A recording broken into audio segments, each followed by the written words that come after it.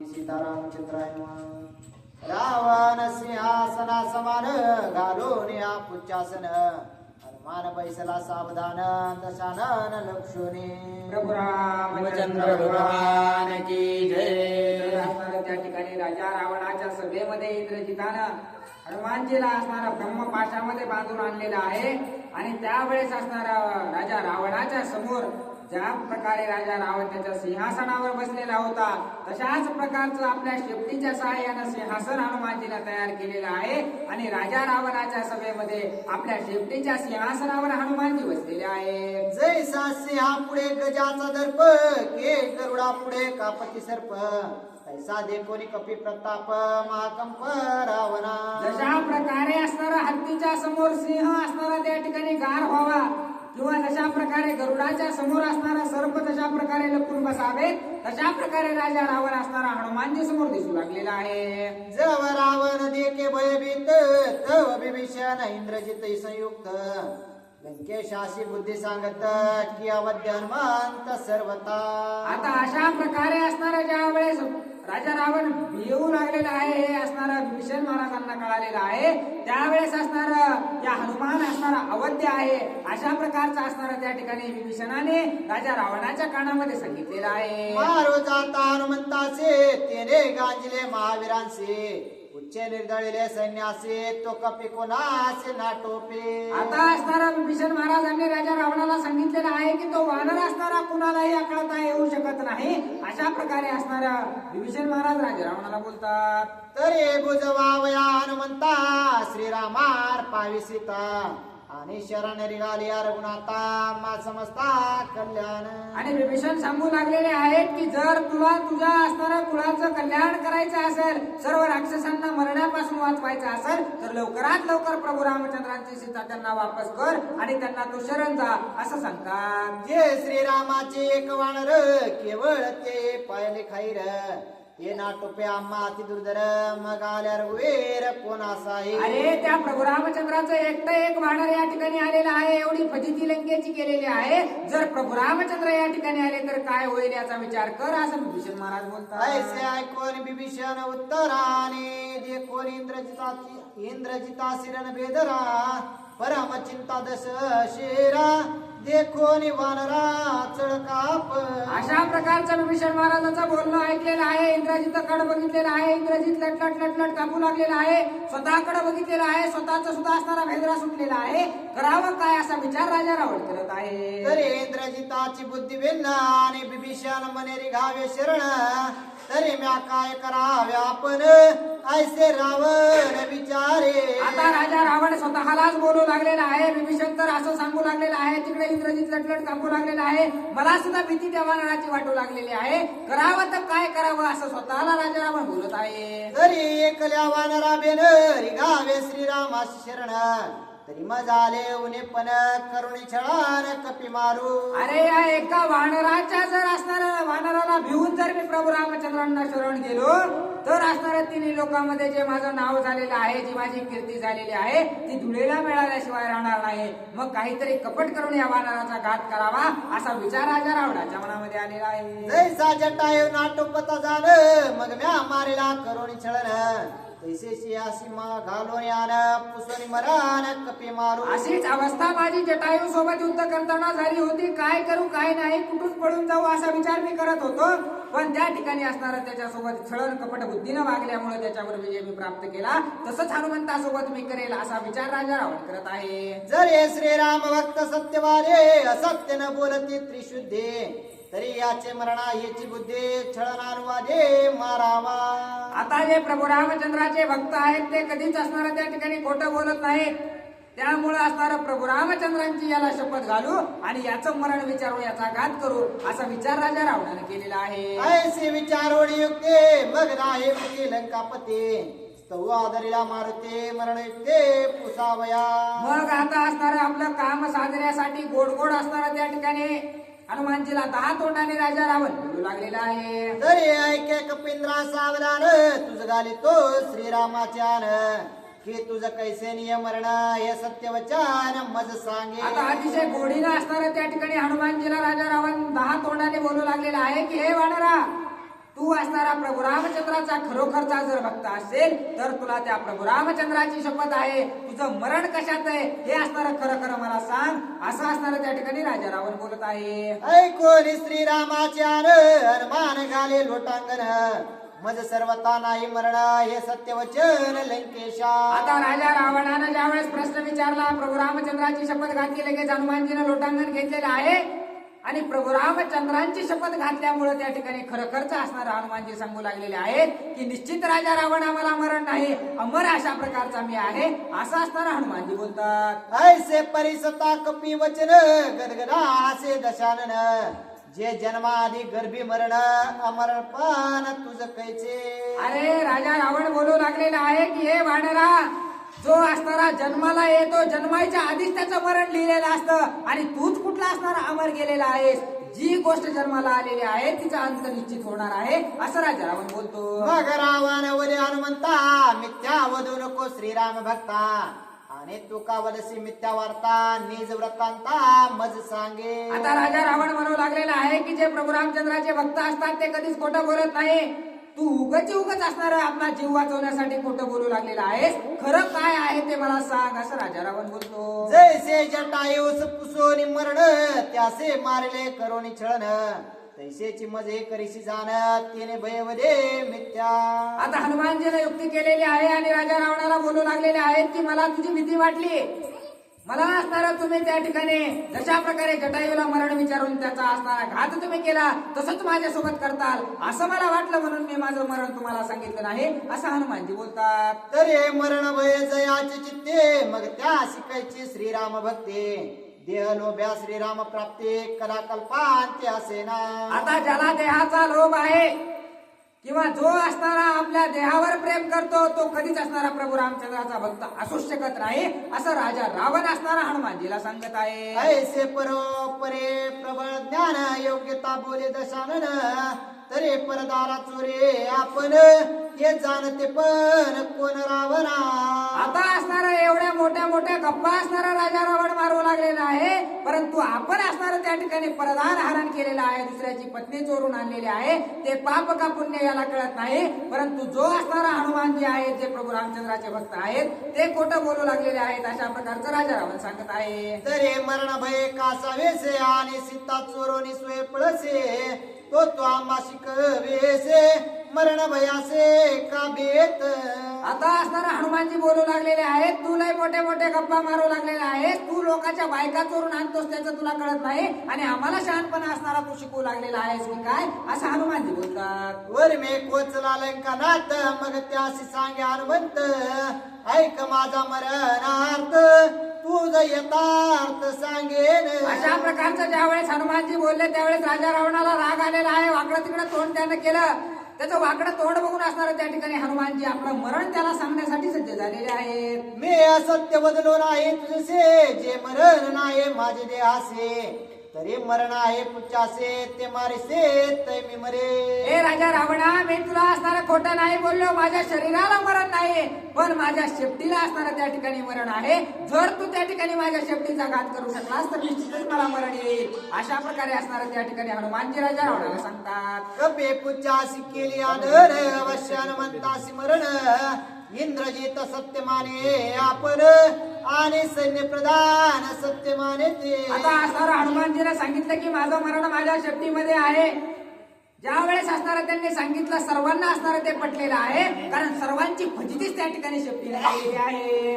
श्रीरामाने भयभेत बदला मरणार्थ, तुच्छ नाही मरेल हनुमंत, ऐसे लंकनाथ सत्य माने. आता राजा रावणाला सुद्धा पटलेलं आहे, कारण त्या शेपटीनेच असणारा एवढा अनर्थ केलेला होता, म्हणून निश्चित याचं मरण शेपटीत असावं असं सर्वांना पटलेलं आहे. मग पुषे दशा स्वे पुषे दशानन, तरी कोणे युक्ती पुच्छदान, जे जाळावया लंका बोन, करावया छळान कपी सांगे. आता असणारा राजा रावणाने विचारलेलं आहे कशा प्रकारे असणाऱ्या शेपटीला जाळलं तर शेपटी जळेल. आता हनुमानजीने युक्ती केलेली आहे की कशा प्रकारे लंका आपल्याला जाळता येईल याचा विचार करून हनुमानजी काय सांगतात. वस्त्रे तेल तुपी भिजवून, पुच्छ गुंडाळावे संपूर्ण, मग जाळावे अग्नी लावून, तेने मरण वानरासे. आता हनुमानजीने राजा रावणाला सांगितलेलं आहे की जर माझ्या शेपटीला जाळायचं असेल तर तिला असणारा मोठे मोठे कपडे असणारे गुंडाळावे लागतील आणि नुसते कपडे गुंडाळून भागणार नाही तर तेल तुपाने असणारे ते कपडे भिजवलेले पाहिजेत तरच असणारा ती शेपटी जळेल आणि माझा अंत होईल. मरण वर्म आले आता तेने अति उल्हास लंकनाता मग होय दूतांशी सांगता वेष्टनार्था कपिपुच्छा. आता असणार मरण आपल्याला त्या वानराचं कळालंय म्हणून राजा रावणाला आनंद झालेला आहे. सेवकांना आदेश दिलेला आहे लवकरात लवकर असणार त्या वानराची शेपटी बांधायला सुरुवात करा. पुच्छ गुंडाळी तातडे तव सरळे जुने पाणी लुगडे मग गुंडीती नवी घोंगडे दुवट गडे आता शेपटीला कपडा बांधायला चालू केलेला आहे. आधी तर जुने पुराणे वस्त्र त्या ठिकाणी काढले लुगडे धोत्र सर्व काही बांधलेलं आहे. ज्यावेळेस जुने पुराणात त्यावेळेस नवे सुद्धा वस्त्र असणारे काढलेले आहेत. मग दिंडे आणले उदंडे परिते कपिपुच्छ नगुंडे तेने चाटे भाटे फोडीती दोंडे करीती तोंडे महाशब्द. आता असणारे मोठे मोठे दुकाने जे असणारे राजा रावणाच्या लंकेमध्ये होते त्यातील सुद्धा वस्त्र असणारे ज्यावेळेस वानराच्या शेपटीला बांधण्यासाठी आणलेले आहेत त्यावेळेस मोठे मोठ्याने ते भोगू लागलेले आहेत. शेरे काकी बेजवटे काळे बेरे समसगटे सकरे निकरे धुवटे परिपुच्छ नविष्टे कपीचे. आता जे असणारे फटके तुटके असणारे जे खराब झालेले आहेत चांगले आहेत ते सर्व वस्त्र आणून बांधलेले आहेत परंतु असणारे त्या ठिकाणी हनुमानजीची शेपटी असणारी लांबतच जाऊ लागलेली आहे. राजग्रहींची वस्त्रे आणि नगरींची वस्त्र मात्रे सभा नागविले समग्र परिपुच्छ चतकोर गुंडेना. आता असणारं कोरभर सुद्धा असणारं त्यांना ते शेपूट गुंडाळणं असं झालेलं आहे. सर्व लंकेमधील वस्त्र संपलेले आहेत. राजघरातील सुद्धा वस्त्र आणायला चालू केलेले आहेत परंतु असणारं 25% सुद्धा शेपूट असणारं त्यांच्याच्यानं झाकणं झालेलं नाही. पोताची वस्त्रे घेती काढ काढो अरे पडते गुंडीती फाड फाडो का दुसे गुंडीती उघड उघडो द्वंद्वी माकडो पेटला. आता हा वानर असणारा त्या ठिकाणी सर्वांना उघड करायला बसलेला आहे की काय कुणी घराचे पडदे काढून आणू लागले कुणी खिडक्याचे पडदे काढून आणू लागलेला आहे. सर्व काही वस्त्र आणून त्याच्या शेपटीला गुंडाळू लागलेले आहेत. कोणाचा मेवना कोणाचा पावरा जावाई आणला दिवाळसना त्याच्या हे करिता वस्त्र हरणा शंखस्फुरणा ते करीत. आता कुणाकडेच कपडे वस्त्र घरात उरलेले नाहीत. आतरून पांघरून सर्व काही गेलेलं आहे. आता राहिलेले पावणे रावळे सुद्धा आलेले आहेत त्यांचे सुद्धा कपडे काढून घेऊन असणार त्या वानराच्या शेपटीला बांधू लागलेले आहेत. जे जे देखती वस्त्र युक्त त्या ते दूत नागवित नगरी भोवे पुच्चावर्त कळकळात नरणारे. आता त्या हनुमानजीच्या शेपटीला एवढं कौतुक केलेलं आहे ज्याच्या अंगावर कपडा दिसत त्याच्या अंगावरचा कपडा काढायचा आणि हनुमानजीच्या शेपटीला बांधायचा तरीही असणाऱ्या त्या ठिकाणी शेपटी उघडी दिसू लागलेली आहे. पुरुष नागवले हळीत मग कात्रुणे लिंग झाकीत मागे पुढे देऊने हात स्त्रिया पळत हाती नग्न. आता सर्व असणाऱ्या पुरुषांचे स्त्रियांचे सर्व अंगावरचे वस्त्र काढलेले आहेत. सर्व लंका असणारे निर्वस्त्र सर्वजण झालेले आहेत. मग राणी वसाची लुगडे करोने आणि ती उघडे लंका नागविले रोकडे कडो विकडे कपिपुच्छ. आता सर्वांचे वस्त्र काढून झाल्याच्या नंतर राजगृहामध्ये जाऊन असणारे जे काही राजाचे लेकरं मुलं बाळ आहेत त्यांचे सुद्धा वस्त्र त्या ठिकाणी हनुमानजीच्या शेपटीला गुंडाळण्यासाठी आणलेले आहेत. नगर नागविले हळळीत आणि सभा नागविले समस्त नग्न स्त्रिया राणी वसांत पूर्विलांत कपिपुच्छ. ज्या राजा रावणाच्या राण्या होत्या त्यांच्या सुद्धा अंगावर एकही वस्त्र असताना हनुमानजीच्या शेपटीला ठेवलेलं नाही. दुर्ग साठवण निर्वडे तेल तुपांची टाकी गाडे कपिपुच्छ केली कोरडे गोंगडे पांगडे भिजवणे. आता असणारे त्या राजा रावणानं जेवढे असणारे वस्त्र आणलेले होते ते भिजवण्यासाठी लंकेचं अख्खं तेल तूप टाकलं तरी असणारं कोरडच राहिलेलं आहे. नृत स्नेह नाही नगरात वारे वाते लाविल्या समस्त गडद पडले लंक्यात लंकानात दुःखदुखे. एवढं लंकेमध्ये तेल तूप होतं हे सर्व तेल तूप आणून असणारं त्या ठिकाणी त्या शेपटीवर टाकलेलं आहे. आता असणारं दिवा लावायला सुद्धा तेल राहिलेलं नाही. नगरे तेल तुपाचा धडा रे बोता वस्त्रांचा हरडा तरी न गुंडे पुढा लाविले वेडा वानरे. आता राजा रावणाच्या लंकेमधील सर्व काही तेल तोप संपलेले आहे. सर्व वस्त्र संपलेले आहेत तरीही असणारं ते शेपूट असणारं उघडच राहिलेलं आहे. सभा नागविले विरानविरे वस्त्र मात्र मिळे नगरे नागव्या हळहळीत नरणारे कपिपुच्छ तरे न गुंडे. आता असणारे सर्व लंकेमध्ये लोक असणारे राजा रावणाच्या नावाने हळहळ करू लागलेले आहेत की एवढे सगळे कपडे काढून नेले तरी असणारे त्याची शेपटी कशी झाकत नाही अशा प्रकारचं दुःख सर्व राक्षस करत आहे. उच्च गुंडावयाची उत्पत्ती ज्याचे नगर त्याचे हाते स्वये नागवी मारुती लाविल ख्याती कपिपुच्छ. हनुमानजीने लंकेमध्ये एवढी ख्याती केलेली आहे की राजा रावणाच्या हातानच त्यानं स्वतःच सर्व सैन्य असणारं उघड केलेलं आहे. वानर महाजग जेटे लंका नागवे पुच्छासाठी शिरता राक्षसांच्या पोटे पुच्छ शेवटे न गुंडे. आता कोठ्यावर हे राक्षस असणारे हे कार्य करू लागलेले होते, सर्व असणारे थकून गळून गेलेले आहेत, तरीही हनुमानजीची शेपटी असणारे उघडेच राहिलेले आहे. उच्च गुंडी तापै कैवाडे अग्र अधिकाधिक वाडे. ऐशी ख्याती लाविले माकडे मरण रोकडे राक्षस. हनुमान वीरलंकेमध्ये एवढी ख्याती केलेली आहे की थोडं गुंडाळलं की लगेच थोडं हातभर गुंडाळलं की हातभर वाढवायचं, हातभर गुंडाळलं की हातभर वाढवायचं, अशा प्रकारची ख्याती हनुमानजी लंकेमध्ये करू लागलेली आहे. नाही झगडाना भांडण करिता कपिपुच्चासी वेष्टन. तृणप्राय केला रावण ऐशी गाडी अंगावान. कसल्याही प्रकारचं युद्ध राजा रावणासोबत केलेलं नाही, त्याला हल्लं नाही, मारलं नाही, तरीही असणारा त्या ठिकाणी राजा रावण एका काडीसारखा असणारा त्याची किंमत हनुमानजी समोर झालेली आहे. उच्च वेष्टिले समग्र अल्प उरले दिसे अग्र. ऐसे ऐकवणी दश शिरा पितांबर मने गुंडाळा. आता असणारा शेपटी गुंडाळलेली गुंडाळली, उगत थोडी राहिली, उगत थोडी राहिली असा आवाज ऐकल्याबरोबर राजा रावणानं स्वतःचा जो पितांबर आहे तो सुद्धा त्याला गुंडाळण्यासाठी दिलेला आहे. इंद्रजित प्रधान समवेत रावण संतोष चित्त. उच्चदाय मरे हनुमंत पुच्छ समास्त भेष्टावे. आता गुंडाळत आली, थोडी राहिली, आता झाली झाली असं ज्यावेळेस ऐकलं त्यावेळेस इंद्रजिताला राजा रावणाला सर्व राक्षसांना आनंद वाटू लागलेला आहे. मग पितांबरे श्वेतांबरे अरे पट्टकुळे मनोहरे. गुंडितातिक शोमांबरे पुच्छन बरे कपीचे. आता राजा रावणाचे जे वस्त्र होते चांगले चांगले असणारे पितांबर त्या ठिकाणी होते, हे सर्व आणून असणारे गुंडाळलेले आहेत, तरीही असणारा थोडं शेपूट हनुमानजीचं उघडच राहिलेलं आहे. तव इंद्रजित अतिशय राखत जरी का वाचला हनुमंत. तरी समजता करील घात पुच्छदनार्थे मारावा. आता या सर्वांमध्ये फक्त एकालाच इंद्रजिताला काय पराक्रम आहे तो असणारा माहित होता, म्हणून सर्वांपेक्षा जास्त असणारा इंद्रजित त्या ठिकाणी भिवू लागलेला होता की जर या ठिकाणी शेपटी चेतली तर बरं, नाही तर असणारा सर्व लंकेची राख रांगोळी केल्याशिवाय हे वाढ राहणार नाही. रावण धाके मानसे जे पुच्छन गुंडे पयामासे. तरी केवी मारवेला हनुमंतासे मनोने उपसाबुकसे स्पुंदत. आता राजा रावणाला रडू येऊ लागलेला आहे, असणारा मोठमोठ्यानं हुंदके देऊ लागलेला आहे. अरे या वानराचा जर शेपूट आपल्याच्यानं जाणलं होत नाही तर कशा प्रकारे या वानराचा घात आपण करणार आहोत असा विचार करून असणारा मोठमोठ्यानं हुंदके देऊ लागलेला आहे. बोलिला विद्युन माळे जरे वानराकडे ना महाबळे. तरी उघडी करावी जनक बाळे मग पुच्छ तत्काळे आकळे. आता त्या ठिकाणी विद्युन्माळी नावाचा असणारा राजा रावणाचा प्रधान होता, तो असणारा मोठ्यानं ओरडलेला आहे की जर आता वस्त्र पुरत नसल तर त्या ठिकाणी प्रभू रामचंद्राची सीता माता आणलेली आहे, तिच्या अंगावरचं वस्त्र काढून आणा. अशा प्रकारचा आवाज ऐकल्याबरोबर हनुमानजीने असणारी आपली शेपटी असणारी आकडती घेतलेली आहे. ऐसे ऐकता हनुमंते मग सावरले निज पुच्छाते. तवदूत सांगती रावणाते ज्या मी पुच्छाते आकळीले. आता ज्यावेळेस सीता मातेचं नाव घेतलं त्यावेळेस हनुमानजीने आपली शेपटी असणारी आपोआप झाकून घेतलेली आहे. त्यावेळेस असणारा लगेच सर्व राक्षस त्या ठिकाणी मोठमोठ्याने ओरडू लागलेले आहेत की गुंडाळली आम्ही असणारी हनुमानजीची शेपटी गुंडाळण्याचं कार्य पूर्ण केलेलं आहे. आम्ही सेवक आतुरबळे पुच्छा कळले समुळे. म्हणून पिटली सर्व टाळे केला समुळे गड गर्ज. मोठ्यानं असणारे राक्षसगण ओरडू लागलेले आहेत की आता असणारे जे कार्य आपल्याला सिद्ध होत नव्हतं ते कार्य असणारा आम्ही पूर्णत्वास नेलेलं आहे, आम्ही काही साधे सुधे आहोत की काय असं राक्षस बोलतात. रावण सांग्या ती क्रोधार्थे अग्नी लावा रे पुच्छाते. मग आणून कराते लाविले भाते अग्रेसे. आता असणारा राजा रावणानं मोठ्या रागाच्या भरामध्ये सर्वांना आदेश दिलेला आहे, लवकरात लवकर असणारा त्या शेपटीला अग्नी लावा.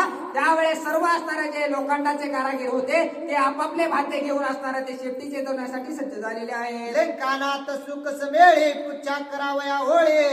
हनुमंत मारावा महाबळे अग्नी जवळी स्वयाला. आता स्वतः राजा रावण त्या ठिकाणी जिथं अग्नी लावू लागलेले होते त्या ठिकाणी आलेला आहे आणि त्या हनुमानजीची शेपटी चेतवण्यासाठी राजा रावणाला सुद्धा उत्साह वाटू लागलेला आहे. तवा अग्नीच्या पोटात की अपमानाचा मानावालंकनात तवतेची कृपा हनुमंत तो गुयार्थ अवतारा.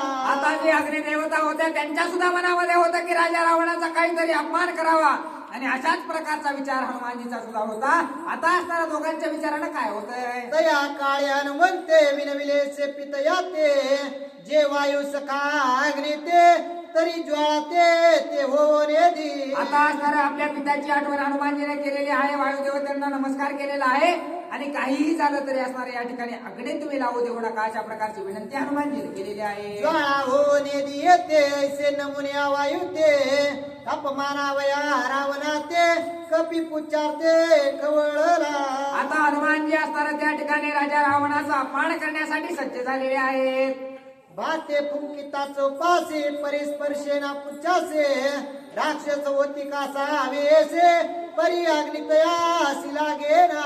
आता असणारा सर्व जे काही राक्षस होते मोठमोठ्याने भाते फुंकू लागलेले आहेत, परंतु कुणाच्याच असणारा त्या ठिकाणी थोडा सुद्धा अग्नी कुणाच्या सहाय्यानं लागेल असं झालेला आहे. मग रावण पुच्छान म्हणतासे अग्रे कान लागे पुच्छासे हनुमान म्हणे रावणासे तू आहेसे अति मूर्ख. आता हनुमानजीलाच राजा रावण विचारू लागलेला आहे तुझ्या शेपटीला आग का लागत नाही, कशामुळे तुझी शेपटी चेतना हनुमंता असा प्रश्न राजा रावण करत आहे. सत विवेक ज्ञान ज्यासी नाही तो अति अज्ञान तव ज्ञान गर्वी पाषाण जे धर्म लक्षण लक्षेना. आता असणारा हनुमानजी त्या ठिकाणी बोलू लागलेले आहेत की राजा रावणा तुला कसल्याच प्रकारची अक्कल असणारी नाही, अक्कल शून्य अशा प्रकारचा तू आहेस. भाते फुंकिता चेतन केवी ज्वाळा होती सचेतन तरी हे तुझं नाही ज्ञान त्या ज्ञान लंकेशा. अरे राजा रावणा तुला कसल्याच प्रकारचं ज्ञान नाही, मूड अशा प्रकारचा तू आहेस, तुला कुठल्याच कसलीही असणारी बुद्धी नाही.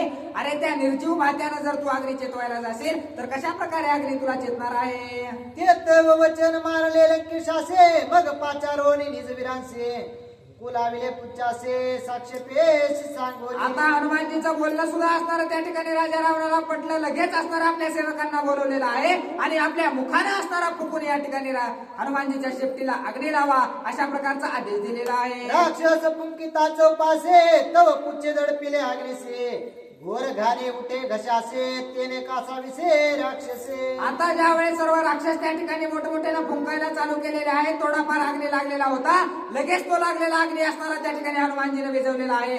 सर्व कपडे असणारे त्या ठिकाणी होते, कपडे जळाल्यामुळे असणारा त्याचा घाण दुर्गंध असणारा सुटलेला आहे आणि नाका तोंडामध्ये दुपण घुसलेला आहे. घोर घाणे अति प्रबळ डोळा सुवे किळाळ आणि ऊर्ध्व श्वासे खोकती सकळ हल्ल कल्लोळ. आता सर्व कपड्यांचा असणारा त्या ठिकाणी दुपण झाल्यामुळे श्वास घ्यायला सुद्धा त्रास होऊ लागलेला आहे, नाकातून शेपूट गळू लागलेला आहे, डोळे चोळत असणारे राक्षस पडू लागलेले आहे. ऐसा द्वंद्वा पेटला हनुमंत सभा झाले धुमराकुळीत वानरे मांडला अनर्थ लंकानात गजबजिला. राजा रावणाच्या सभेमध्ये जशा प्रकारे आपल्याकडे हिवाळ्यात धुकं पडावं तशा प्रकारचं धुपण असणारं झालेलं आहे. शेजारचा माणूस सुद्धा दिसेना अशा प्रकारचं धुपण हनुमानजीच्या शेपटीने केलेलं आहे. मग रावण पुसे हनुमंता पुच्छकान जळे फुंकिता हनुमान म्हणे लंकान आता ऐका आता सांगेन. आता परत राजा रावण विचारू लागलेला आहे की तू म्हणलास असणाऱ्या निर्जीव गोष्टीने आग लागणार नाही, माझे सेवक अग्नी लावत आहेत का अग्नी लागत नाही असा प्रश्न केलेला आहे. पोपळ नियदिता यजमानासे हो मन करवे तयासे तरी न फुंकिता रावणासे अग्निपुच्छासी स्पर्शेना. आता असणारा त्या ठिकाणी राजा रावणाला हनुमानजी सांगू लागलेले आहेत की घरी पाहुण्याला बोलवायचं, तुझं तू खान तुझं असं म्हणायचं अशानं काहीच होत नसतं. जो पाहुणा आपल्या घरी आलेला आहे त्याला स्वतः असणारा आपण आपल्या आदरातिथ्यानं जर बोलवलं तर असणारा त्या ठिकाणी आपलं कार्य पूर्णत्वात जातं. त्यामुळे तू स्वतः ज्यावेळेस अग्नी फुकशील त्यावेळेस असणारा अग्नी लागेल असं बोलतात. जे विग्रहस्ते न करिता ब्रह्मार्पण द्विजन घेते आपोषण विन फुंकिता रावण हुताशन प्रबळेना. अशा प्रकारे असणारा आलेल्या पाहुण्याला आधी आपण जर त्यांच्यासोबत जेवायला बसलो तर ते असणारं आपल्या सोबत जेवण करतात. तशाच प्रकारे तू जर त्या ठिकाणी अग्नी लावण्याचा प्रयत्न केलास तरच अग्नी लागणार आहे. एक मुखे किती फुंकिते 10 मुखे तुझा येते वा फुंकिले अलंकापते पुच्छ प्रदीप्ते हुताश. अरे तुझ्या राक्षसानं खरं एक एक तोंड आहे ते किती जरी फुकीत बसले तरी असणार त्यांच्याच्यानं काय होणार आहे. तुझ्याकडे 10 तोंड आहेत, तू फुकण्याचा प्रयत्न कर असं हनुमानजी बोलतात. मग करवणी शुद्धाच मन अरे प्रथम देवनी घृतावदान मग फुंकावया हुताशन दशानन बैसला. आता राजा रावण असणारा त्या ठिकाणी अग्नी लावण्यासाठी आधी असणारा तेल तूप टाकलेला आहे. जशा प्रकारे होम आपण चेतवतो तशा प्रकारच्या सर्व असणाऱ्या परंपरा त्याने पाळलेल्या आहेत आणि असणारा त्या ठिकाणी फुकण्यासाठी सज्ज झालेला आहे. हनुमंताची विवेक युक्ते सत्य मानले लंकापते जासी फुंकावया प्रदीप्ते केली आहे ते ऐका. आता कशा प्रकारे युक्ती हनुमानजीने केलेली आहे, कशा प्रकारे असणारा त्या ठिकाणी जाळ वाढवलेला आहे ते ऐका. रावणाचे पोटी कपट कपी मारावया समसकट येणे आवेश दशकंठ हवे वाट फुंकित. आता असणारा राजा रावणाला त्या वानराचा घात करायचा होता म्हणून असणारा हवऱ्यासारखे असणारे त्या ठिकाणी हवा फुकण्याचं कार्य राजा रावण करू लागलेला आहे. जे रावणाचे निज चित्ते माझे निमुखे पुच्छ प्रदीप्ते शांत झाली या मारुती जगी कीर्ती वाढेल. आता राजा रावणाच्या मनामध्ये गर्व आलेला आहे. ज्यावेळेस फुंकू लागलेला आहे त्यावेळेस विचार करू लागलेला आहे की मी जर फुकल्याच्या नंतर हनुमानजीची शेपटी चेतली आणि हनुमानजी जर या ठिकाणी मरण पावले तर किती माझी तिन्ही लोकांमध्ये कीर्ती होईल असा विचार राजा रावण करत आहे. तव हनुमान मने पित्या पवनासे ग्रे फुंकिता रावणासे अति अपमान द्यावा त्यासे मुख कोणासी न दावे. आता असणारा आपल्या पित्याची असणारे त्या ठिकाणी विनंती हनुमानजीने केलेली आहे की राजा रावणाने किती जरी प्रयत्न केला तरी अग्नी असणारा तुम्ही काही चेतवू देऊ नका अशा प्रकारची विनंती आपल्या पित्याची पवन देवांची असणारा हनुमानजी करतात. तव अत्यावेश दशानन आक्रोश फुंकी हुताशन तव भडका एक सरे होऊन केले दन खांडमिशा. आता राजा रावणाला राग आलेला आहे. रागाच्या भरामध्ये मोठा श्वास घेतलेला आहे आणि मोठा श्वास घेऊन असणारा त्या ठिकाणी शेपटी पेटवण्यासाठी त्या दिशेने हवा सोडू लागलेला आहे. त्यावेळेस झाडाचा आहे काय की एवढा भडका झालेला आहे की त्या भडक्यानं राजा रावणाच्या दाढी मिशा सर्व काही असणारा जळून खाक झालेला आहे. होता खांडमिशा दन मुखी पोळला दशानन शंख करे गुदत राहटोन काळे वदान लंकेशा. ज्यावेळेस मोठा अग्नीचा भडका त्याच्या मुखावर आला त्यावेळेस सर्व दाढी मिशा जळून गेल्या तर गेल्या. त्याची सर्व त्वचा जळून गेलेली आहे. ओठ जळून गेलेले आहेत आणि ज्यावेळेस सर्व ओठ जळून गेले मोठमोठ्यानं असणारं त्या ठिकाणी भोंगू लागलेला आहे. जब रावण तोड परते करे तव हनुमान पुच्छ वरते धरे पहिला अपमान राजशिरे केली बोरे खांडमिशा. ज्यावेळेस राजा रावण तोंड असणारा फिरवू लागलेला आहे त्यावेळेस लगेच हनुमानजीने थोडी शेपटी उंच केलेली आहे. त्याच्यामुळे त्यातून धुपण निघू लागलेला आहे आणि राजा रावणाची फजिती होऊ लागलेली आहे. अभिनव कपीची ख्याती ऐकून हासे श्री रघुपती आणि सुग्रीवासारखे जुत्पत्ती स्वय हसते स्वानंदे. आता हे जे सर्व काही कथन आहे हे असणारा प्रभू रामचंद्र ऐकू लागलेले होते. लक्ष्मणजी वाचत होते आणि सुग्रीव राजा सुद्धा ऐकत होते. हे सर्वजण ज्यावेळेस हनुमानजीने एवढी ख्याती केलेली आहे राजा रावणाची एवढी फजिती केलेली आहे हे ऐकल्याबरोबर मोठमोठ्यानं हसू लागलेले आहेत. वाचिता पत्र लक्ष्मण तोही झाला हास्यवदन हनुमंताच्या ती विंदान काळे वदन लंकेशा. आता राजा रावणाचं काळ तोंड झालेलं ज्यावेळेस लक्ष्मणजी वाचू लागलेले आहेत त्यांना सुद्धा हसू आवरेन असं झालेलं आहे. आमचा हनुमाना तुरबळी जे धुरेच्या मुखा केली होळी मनोनी वानरे पिटली टाळे सुख समेळी गरजत. आता सर्व वानरांना आनंद वाटू लागलेला आहे की आमचा एक वानर एक हनुमान त्या ठिकाणी जाऊन असणारा त्या ठिकाणी राजा रावणाचा दाढी मिशा जाळून आला त्याचं काळात तोड करून आला म्हणून असणारा आनंद साजरा करत आहेत. विजय हनुमंत महावीर हरिके नाचती वानर अवघे करीती जय जयकार श्रीरामचंद्र स्मरोनी. सगळे वानरगण असणारे आनंद साजरा करू लागलेले आहेत आणि प्रभू रामचंद्राचं नामस्मरण करून असणारा हनुमानजीचं कौतुक करत आहेत. मग अंगदे उठोनी जाण भेरी त्राटल्या निशान तव सुमने वर्षती सुरगन तेने सुख संपन्न श्रीराम.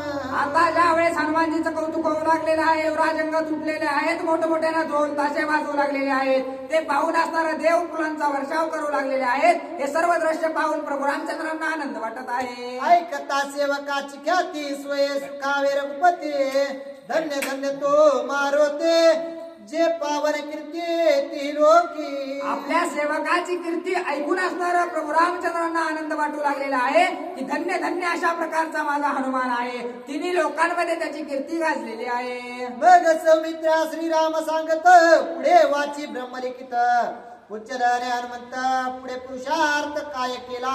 आता सर्व काही उत्साह आनंद साजरा केलेला आहे आणि प्रभू रामचंद्र लक्ष्मणजीला पुढचं असणारं ब्रह्मपत्र वाचण्यासाठी आदेश देतात. वंदोनी श्रीरामाचे चरण पत्र वाची लक्ष्मण आवडी परिसर रघुनंदन ते सावधान अवधारा. आता असणारं ज्या वेळेस प्रभू रामचंद्रांचा आदेश आलेला आहे लक्ष्मणजीने दर्शन घेतलेलं आहे आणि अतिशय गोड प्रेमानं असणारं त्या ठिकाणी पत्र वाचन करू लागलेले आहेत. एकाग्र चित्तानं असणार ऐका. श्रीरामा त्या लक्ष्मण हनुमान उभा कर जोडून तुल्या स्तुती ऐकून नाश लागे ना अभिमान. आता असणारा त्या ठिकाणी हनुमानजी हात जोडून प्रभू रामचंद्रांच्या समोर आहेत. एवढी सर्व कीर्ती ख्याती केलेली आहे परंतु कसल्याही प्रकारचा गर्व अभिमान असणारा त्यांच्याकडे कसलाही नाहीये. मी पाले खाई रे वानर माझी कीर्ती करिता श्रीरामचंद्र रणे नाम राम नाम महाशूर अति दुर्धर राम नाम. आता रामनामाच्या सहाय्याने एवढी ख्याती मी केलेली आहे. मी काय झाडाचा पाला खाणारा एक वानर आहे, परंतु प्रभू रामचंद्राचा आशीर्वाद असल्या कारणाने एवढी कीर्ती माझ्या हातून झालेली आहे. असं श्रेय असताना हनुमानजी प्रभू रामचंद्रांना देतात. श्रीराम हाताचा हात श्रीराम शस्त्राचे सामर्थ्य राम करिता राक्षस घाता रणकंदनार्थ श्रीराम. एवढं जे काही मी ख्याती केलेली आहे याचा करता धरता असणारा त्या ठिकाणी प्रभू रामचंद्र आहेत असं हनुमानजी सांगतात. श्रीराम प्राणाचाही प्राण श्रीराम बाणाचाही बाण श्रीराम माझे अंगवन श्रीराम समर्पण पै माझे. प्रभू रामचंद्रांना मी पूर्णपणे माझं समर्पण दिलेलं आहे. मी पूर्णपणे प्रभू रामचंद्रांना असणारा शरण गेलेलो आहे आणि माझं जे काही धैर्य शैर्य शक्ती असणारे आहे ते प्रभू रामचंद्र आहेत असं बोलतात. ऐसे ऐकता हनुमंताचे बोल श्रीरामा येती सुखाचे डोल जे भक्ती भावार्थाची बोल अति सखोल श्रीराम. अशा प्रकारची नित्तळ भक्ती असणारी हनुमानजीची पाहिल्याबरोबर प्रभू रामचंद्रांना आनंद वाटू लागलेला आहे. पुढे ब्रह्मयाचे ब्रह्मलिखित हरिके सौमित्र वाचित अपमानेला लंकानाथ सभ्यात आता पुढं असणारं त्या ठिकाणी लक्ष्मणजी असणारा ब्रह्मदेवाला लिहून दिलेलं पत्र असणारा एकाग्र चित्तानं ऐकू लागलेले आहे. प्रथम प्रारंभी पुच्छ कंदन दाड्या मिशा जाळल्या धन सिंहासनी काळे वदन लज्जायमान रावण. आता सर्वात पहिलं तर असणारा हनुमानजीच्या शक्तीनं राजा रावणाच्या दाढे मिशा जाळलेल्या आहेत. झळकत तोंड घेऊन असणारा राजा रावण सिंहासनावर बसलेला आहे. कीर्ती झाली कप कीर्ती थोर चिंता रावण चित्ते पुढे काय करील मारुते पुच्छनार्थे कळेना. आता जी कीर्ती असणारी आपली तिन्ही लोकांमध्ये होणार होती ती अपकीर्ती झालेली आहे. आपलं काळ तोंड झालेलं आहे. आता असणारा हनुमानजीचा घात करण्यासाठी काय असणार कपट राजा रावण करतो आहे का. छेळो जाता वानरासे छळन नचले राम भक्तासे छळणे जाळले माझ्या मुखाचे खांडमिशांशी पुच्छ आता राजा रावणाला कळून चुकलेला आहे की प्रभू रामचंद्रांच्या भक्तांसोबत कपट करण्याचा प्रयत्न केला तर असणारा त्याचा असणारा आपल्यालाच असणारा अपकार अशा प्रकारचा होतो. म्हणून आपल्या दाढी मिशा जळालेल्या आहेत असं राजा रावणाला वाटत आहे. वानरे उडता राम नामेचे छेदिले दुर्धर सप्तपाशांचे येथे द्रोमपाश रज्जू पाशाचे यम पाशाशी कोण पाड. आता असणारं प्रभू रामचंद्राचं नामस्मरण हनुमानजीने केलेलं आहे आणि ते जळतं शेपूट घेऊन असणारं त्या ठिकाणाहून उड्डाण प्रभू रामचंद्राच्या नामस्मरणाच्या जीवावर केलेलं आहे. आणि जेवढे काही बंधनात त्यांना बांधलेलं होतं ज्या ब्रह्मपाशात असणारं ते बांधून त्या ठिकाणी आलेले होते त्या पाशातून असणारं एका क्षणात हनुमानजी मुक्त झालेले आहेत. काळ पाश कर्मपाश धर्मपाश ब्रह्मपाश मायापाश मोहपाश जनपाश सातवा. आता कोणत्याच पाशामध्ये असणारा हनुमानजी अडकत नाहीत. माया पाशात अडकत नाहीत, मोह पाशात अडकत नाहीत, ब्रह्म पाशात अडकत नाहीत. 7 बंधनं असणारे त्या ठिकाणी आहेत. कोणत्याच बंधनात असणारा हनुमानजी अडकत नाहीत. प्रभू रामचंद्राच्या नामस्मरणाच्या जीवावर या सर्व बंधनातून मुक्त होऊन असणारे चाललेले आहे. काळ पाश तो आयुष्यघात कर्मपाश तो नैश्वर्यवंत धर्मपाश तो आश्रमगत वेद वितार्थ ब्रह्मपाश. आणि जो कर्मपाश आहे तो असणारा त्याच्यातून मुक्त व्हायचा असेल या सर्व पाशातून जर मुक्त व्हायचा असेल तर प्रभू रामचंद्राच्या नामस्मरणाशिवाय कोणीही करू शकत नाही असं सांगतात. देह ममता मोहपाश मुख्य माया तो आशापाश कनक कांता हा जन्मपाश ऐसे सप्तपाश आहे जीवबद्ध.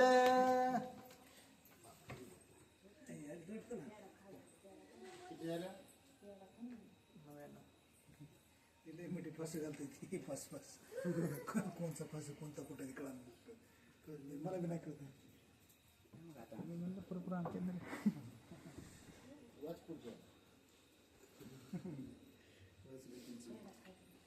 प्रभू रामचंद्र भगवान की जय. सुत हनुमान महाराज की जय. शांती ब्रह्म एकनाथ महाराज की जय. माता की जय. सप्तपाशांची निवृत्ती राम नामे करे मारुते इथे इरांची नचले युक्ते शास्त्र उत्पत्ते शीलता. प्रभू रामचंद्र भगवान की जय. फासाची जी असणारी निवृत्ती रामनामे करी मारुती 7 फास सुद्धा तोडता येते आणि त्याच्यामुळं 7 फास तोडून बाजूला जाता येतं पण त्याला नामस्मरण करावं लागतंय. नामस्मरण जो करीत नाही त्याला 7 फासे तुटत नाही.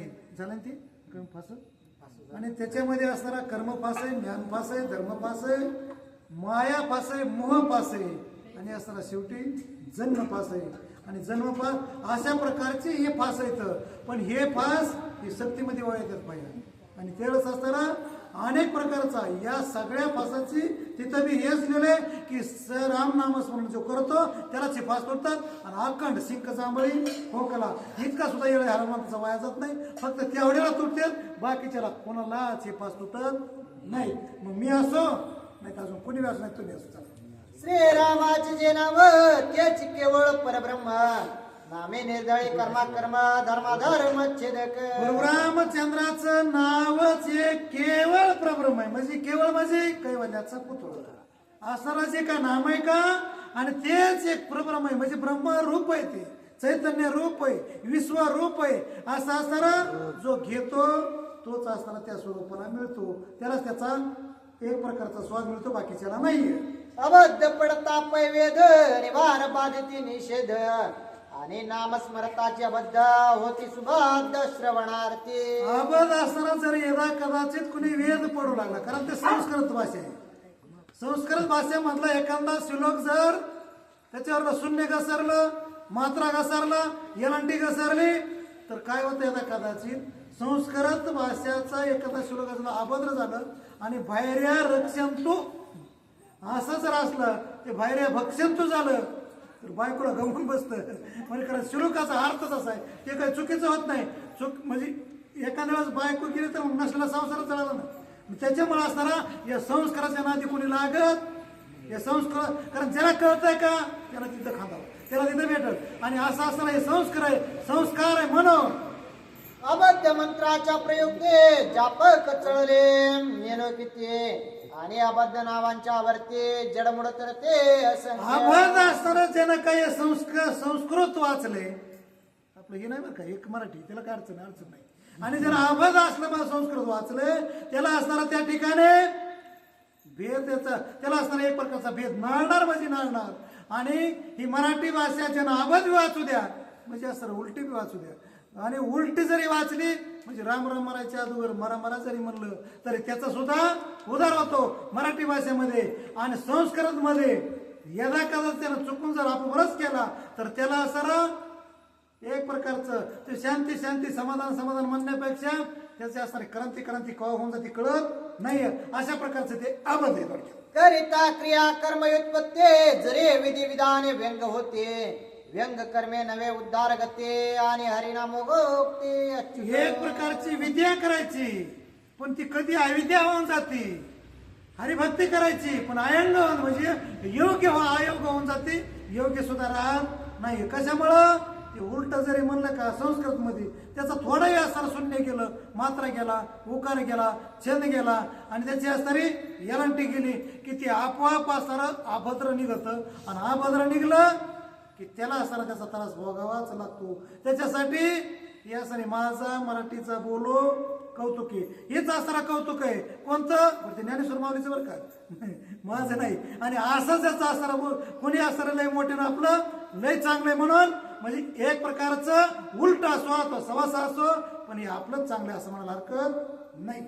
नामासी नाही कर्मबंधन, नामासी नाही विधी विधान, आसनी भोजनी शयने जार, नाम पावन हरीचे.